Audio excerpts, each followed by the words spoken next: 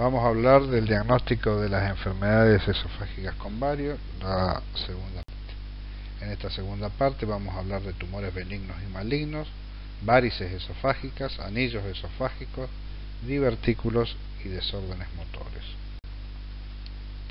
Los tumores benignos son el 20% de los tumores esofágicos. Son asintomáticos.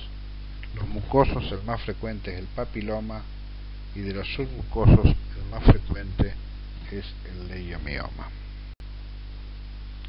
Los tumores mucosos, y esto vale para todas las lesiones en aparato digestivo, van a mostrar una superficie irregular y ángulos de implantación agudos cuando vemos la lesión de perfil. Los tumores submucosos muestran una superficie lisa con ángulos de implantación rectos u obtusos. Los papilomas escamosos son los tumores epiteliales mucosos más comunes. En doble contraste se ven como pólipos sésiles con superficie suave o lobulada, como muestra la foto de la derecha. A la izquierda, la vista endoscópica. A veces es difícil el diagnóstico diferencial con el cáncer. El leiomioma es el tumor submucoso más común. Vemos una masa submucosa suave con ángulos rectos u obtusos, como nos señala el círculo. Vista de un mioma en contraste simple y con doble contraste, donde podemos apreciar mejor las características de la típica lesión submucosa: superficie suave y ángulos de implantación obtusos. En algunos casos, los miomas se pueden calcificar, y lo hacen en forma similar a los miomas uterinos calcificados que solemos ver en las radiografías de abdomen, es decir, una calcificación abigarrada con distintas densidades. En la foto de la izquierda, demostrado con radiografía, y en la derecha la tomografía computada con calcio rodeando al esófago. El pólipo fibrovascular gigante nace a nivel del crico faríngeo y se va elongando con los años. Produce una masa intraluminal suave y grande en tercio superior y medio del esófago. Si predomina el tejido graso, se detecta fácil con la tomografía computada. A veces el tumor asoma por la boca y el paciente lo muerde y lo rompe con los dientes. Una foto de caso de pólipo fibrovascular tomado de la literatura. En la radiografía vemos la gran masa ocupando el tercio superior del esófago. En la tomografía computada vemos el alto contenido graso del pólipo y a la derecha la pieza quirúrgica.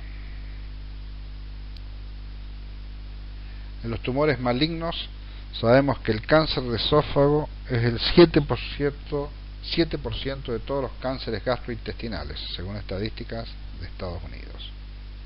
Tienen una rápida diseminación porque carece de serosa. La disfagia en general es tardía, y el adenocarcinoma que se desarrolla a partir de un Barrett y en el 10% de los casos. Los factores que predisponen al cáncer de esófago son la edad, pacientes añosos, desdentados, pobres. Espero que no me denuncien al INADI por discriminación, pero esa es la realidad que vivimos todos los días en los hospitales públicos. La geografía es importante. Nosotros en Córdoba tenemos muchos cánceres de esófago en pacientes de Traslasierra, y tendría que ver con el tomar mate muy caliente. Es una de las teorías que se barajan.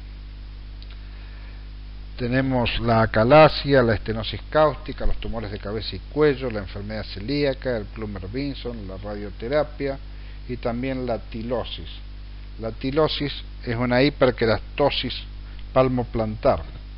Todos los pacientes van a desarrollar cáncer de esófago y por eso pacientes que padecen tilosis deberán hacerse una esofaguectomía profiláctica.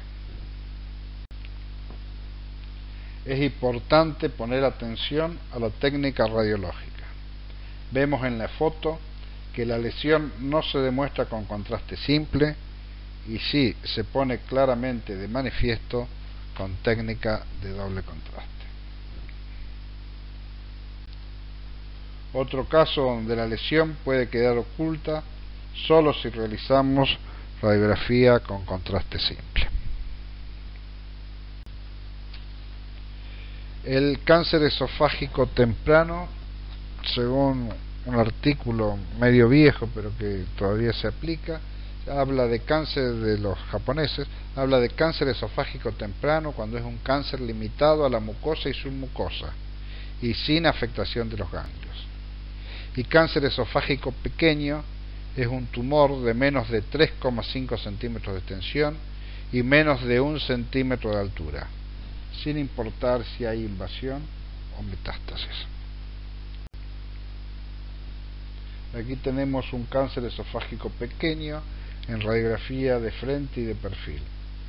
No se extiende más de 3,5 centímetros y su altura es menor a 1 centímetro. Sin embargo, esto es un hallazgo fortuito. El paciente no tenía sintomatología y lo que sospechaban era una úlcera del duodeno. La localización en su mayoría son en el tercio medio o inferior. Foto superior con cáncer en tercio superior, foto del medio con cáncer en tercio medio, foto inferior con cáncer en tercio inferior. El cáncer avanzado se manifiesta como anular constrictivo, esquema de la izquierda, como ulcerado, esquema del medio, o infiltrante, esquema de la derecha. Vemos un cáncer anular constrictivo con la típica imagen en mordida de manzana y presencia de cambio abrupto de zona sana a zona enferma. En este caso vemos un gran nicho ulceroso señalado con la flecha en un cáncer ulcerado. Acá vemos un cáncer predominantemente infiltrante. La transición no es brusca, sino suave, y el diagnóstico diferencial con estenosis por esofagitis péptica puede llegar a ser difícil. La mayoría de las veces el cáncer de esófago es una mezcla de estenosis con vegetación e infiltración. Acá tenemos un paciente alcoholista con disfagia, que en la radiografía vemos pliegues engrosados y tortuosos. Otras imágenes del mismo paciente, alcoholista con disfagia. Y esto es lo que se conoce en la literatura como cáncer varicoide, que es una extensión submucosa del tumor. Nos produce pliegues engrosados, tortuosos y fijos. Y estos pliegues engrosados no van a aumentar con la maniobra de Valsalva. Entonces el diagnóstico diferencial del cáncer varicoide es con las varices esofágicas. La radioscopia es útil en estos casos porque vamos a ver que las varices se ingurgitan y el cáncer varicoide no va a cambiar.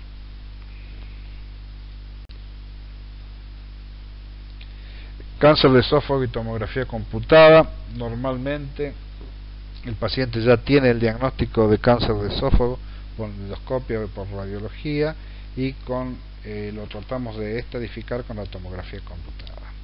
La pared esofágica normal mide menos de 3 milímetros. Recordemos que carece de serosa y es muy importante estadificar el cáncer de esófago para ver si el tratamiento va a ser quirúrgico o va a ser paliativo. Ahí un esófago normal con su pared muy finita, menor de 3 milímetros.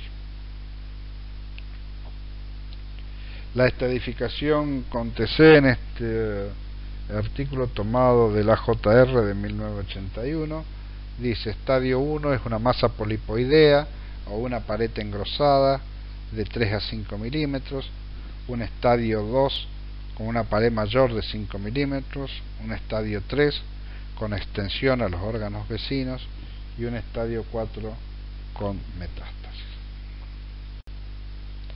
Aquí vemos en este esquema tomado de la JR lo que decíamos con respecto a la estadificación del cáncer de esófago. O sea, la pared chiquita, la pared muy finita, la pared más engrosada, la pared engrosada que afecta a órganos vecinos y ya la presencia de metástasis. Un cáncer de esófago en estadio 2 con la pared engrosada mayor de 5 milímetros señalado con flecha. Un estadio 3, una pared engrosada con extensión a órganos vecinos, bronquio fuente izquierdo en este caso.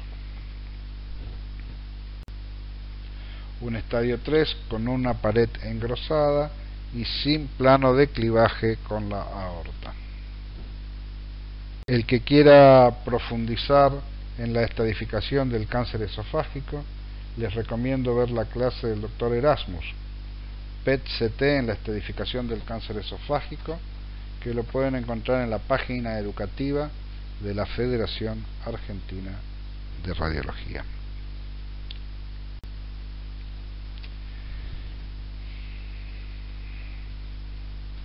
El carcinosarcoma o el carcinoma Spitz cell carcinoma es el 1% de los cánceres de esófago.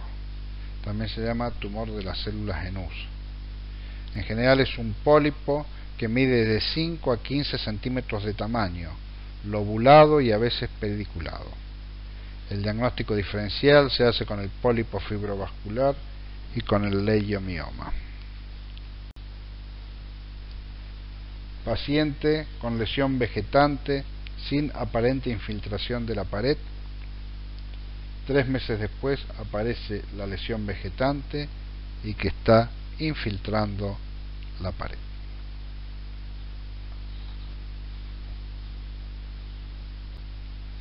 La presencia de una gran imagen vegetante en la luz esofágica nos debe hacer pensar en un carcinosarcoma. El linfoma esofágico se caracteriza por presentar masas submucosas o masas polipoideas, pliegues gruesos y estenosis. En este caso vemos múltiples imágenes submucosas que correspondían a un linfoma esofágico y se parecen mucho a las imágenes submucosas del linfoma multinodular de colon. Las varices esofágicas se dan en pacientes sobre todo con hipertensión portal y los pacientes pueden producir hemorragia. Como lo estudiamos con bario, tenemos que tratar de hacer mucosografía, tenemos que ponerlo en proyección de Trendelenburg y hacer maniobras de Valsalva para que se ingurgiten más las varices. Que vemos pliegues longitudinales engrosados y serpinginosos. La imagen es similar a las varices de las piernas. Tenemos la varice como se ven con la endoscopía señalada con una flecha azul. Hay que poner atención a la técnica radiológica y obtener imágenes de la mucosa donde vemos los pliegues engrosados y serpinginosos. En las varices los pliegues son serpinginosos. En la esofagitis péptica los pliegues engrosados son lisos. Varices a la izquierda, esofagitis a la derecha. A veces las varices son sumamente grandes, como vemos en este caso, y hablamos de varices esofágicas gigantes. En tomografía computada con contraste también se pone de manifiesto estos ovillos varicosos realizados con contraste y que están rodeando al esófago. Los anillos esofágicos, el anillo de Chasky en pacientes con disfagia. Está localizado este anillo en la unión esófago-gástrica y es donde se produce el intercambio de mucosa escamosa a mucosa simple. Las últimas teorías dicen de que se trataría de una cicatriz por esofagitis por reflujo. Y como ya hemos dicho anteriormente, es mejor para verla el anillo de Chasky en decúbito y con relleno. Dos ejemplos de anillo de Chasky, como habíamos dicho, se ve mejor en decúbito y con contraste simple y a veces con bario no tan denso.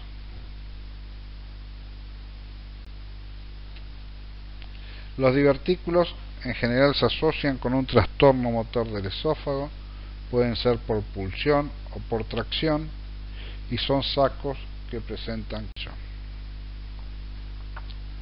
Los divertículos de Zenker son por pulsión y son pseudodivertículos porque es la hernia de la mucosa en la muscular en una zona de debilidad de la pared posterior asociada con una falla en la relajación del cricofaringio.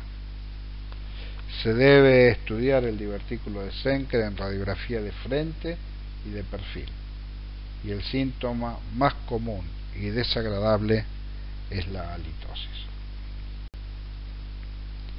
En general, el divertículo de Zenker se asocia con hernia hiatal y con reflujo gastroesofágico. Divertículo de tercio medio por tracción. Vemos un ganglio calcificado señalado con flecha que produce la retracción de todas las capas esofágicas y por lo tanto estos divertículos son verdaderos. También en tercio medio puede haber divertículos por pulsión, como vemos en estas imágenes en oblicuo anterior derecha y mejor demostrado el divertículo en oblicuo anterior izquierda. Los divertículos epifrénicos, o sea en el tercio inferior del esófago, estos divertículos epifrénicos a veces pueden ser muy grandes y tener abundantes detritus en su interior. La diverticulosis intramural se debe a dilatación de los ductos de las glándulas mucosas del esófago. Vamos a ver como pequeñas bolsitas paralelas a la luz, muchas veces asociada con estenosis péptica. Si es difusa, la diverticulosis se asocia con esofagitis y con estenosis. Vemos pequeñas saculaciones a lo largo de todo el esófago, en este caso en un paciente con esofagitis péptica crónica y diverticulosis intramural. Paciente con diverticulosis intramural por esofagitis péptica. A la derecha, como ya habíamos visto esta imagen, una diverticulosis intramural localizada asociada a una estenosis péptica. Hay que tener cuidado con estos cuadros porque se puede producir una diverticulitis y perforación del esófago.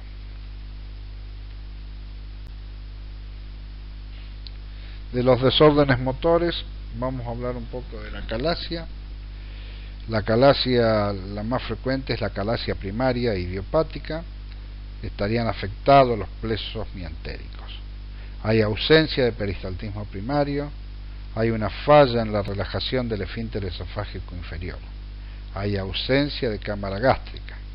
Y radiológicamente vamos a ver la imagen en cola de ratón o pico de ave. En procesos más avanzados vamos a ver el megaesófago. Típica imagen de acalasia con dilatación esofágica y afinamiento de la zona distal. El esfínter esofágico inferior se abre solamente cuando el bario supera la presión crítica.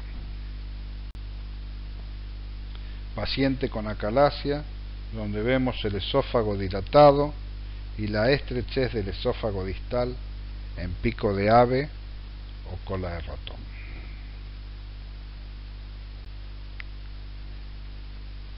Entonces, los desórdenes motores, la acalasia, tengamos en cuenta que se da en pacientes de entre 20 y 40 años, tienen una linfagia de larga data, el esófago está dilatado, mide más de 4 centímetros y la zona de estenosis es menor a los 4 centímetros.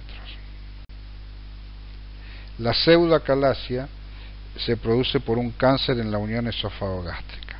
Se da en pacientes mayores de 60 años, la disfagia es menos de un año, la dilatación del esófago es menor a 4 centímetros y la zona de estenosis es mayor a los 4 centímetros. Acalasia y pseudoacalasia. En la foto de la izquierda tenemos una acalasia donde el esófago está dilatado más de 4 centímetros y la zona de estenosis es menor de 4 centímetros. Un paciente con pseudoacalasia donde el esófago está dilatado menos de 4 centímetros y la zona de estenosis es mayor de 4 centímetros. En grados avanzados tenemos el megaesófago, que en algunas ocasiones alcanza grandes tamaños y hablamos de esófago sigmoideo. A veces con la radiografía de tórax sin bario podemos hacer el diagnóstico cuando vemos un mediastino ensanchado en toda su extensión, de arriba hasta abajo. Una radiografía de tórax y la tomografía computada en vista coronal. El espasmo esofágico difuso se caracteriza por ausencia de ondas peristálticas primarias y por la presencia de ondas terciarias no propulsivas. Está muy asociado con el presbiesófago, o sea, el esófago de las personas mayores, y la imagen típica que produce radiológicamente es la imagen en sacacorchos. En la foto de la izquierda, un paciente con reflujo gastroesofágico y trastorno motor con ondas peristálticas terciarias, dando el aspecto rosariado al esófago.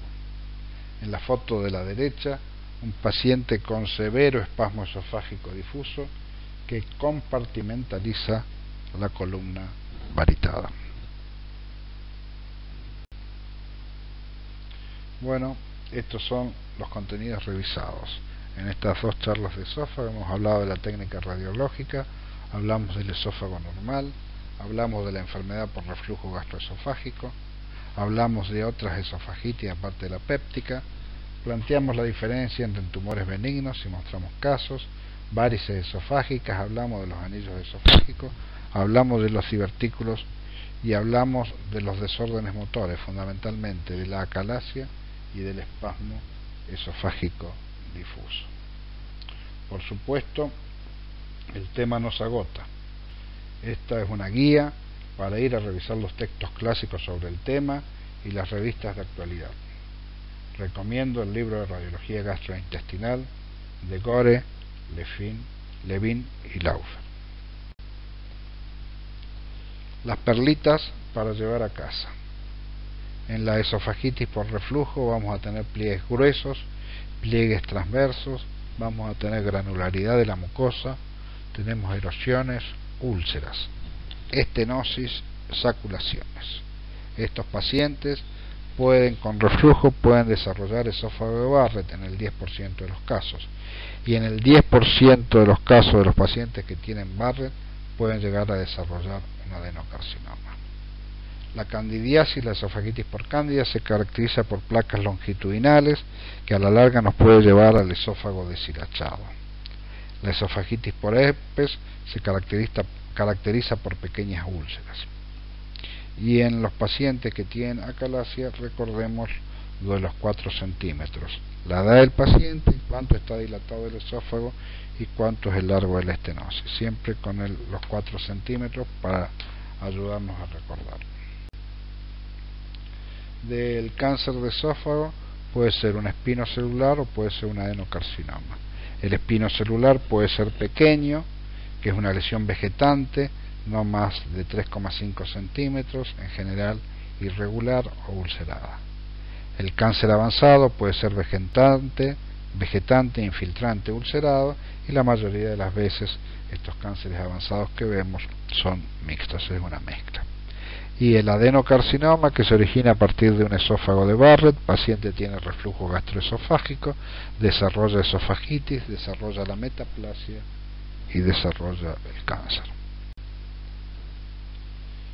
¿Dudas, comentarios, preguntas? No duden en escribirme a mi correo electrónico rlb6753@ciudad.com.ar, y muchas gracias por su atención.